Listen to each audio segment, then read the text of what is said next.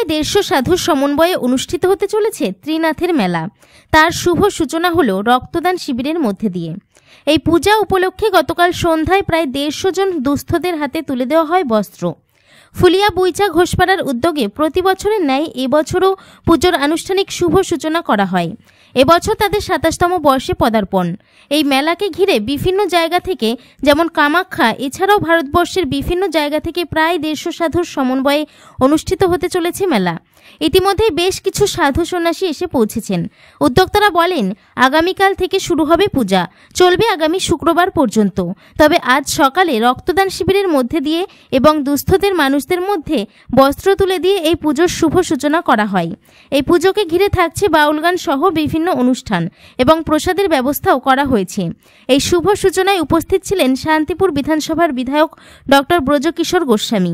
নদিয়া থেকে প্রভাত নন্দীর report, NE Bangla.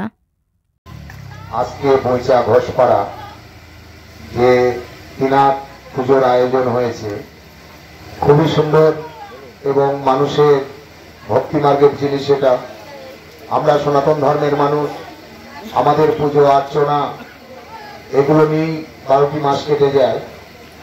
আমাদের এই চৈত্র মাসের প্রথম সোমবার বৈচা ঘোষপাড়া যে ত্রিনাথ মন্দিরে মহামিলন যোগের আয়োজন করা হয়, আজকেই তার প্রথম উদ্বোধনের দিন। আজকে দিনে রক্ত শিবির এবং আজকে দিনেই মন্দির উদ্বোধন। আগামী দিন থেকে মহামিলন যোগ, অনেক মানুষের সমাগম এখানে হবে। অনেক সাধু সন্ন্যাসী ভারতবর্ষের বিভিন্ন প্রান্ত থেকে সাধু সন্ন্যাসী উপস্থিত হন।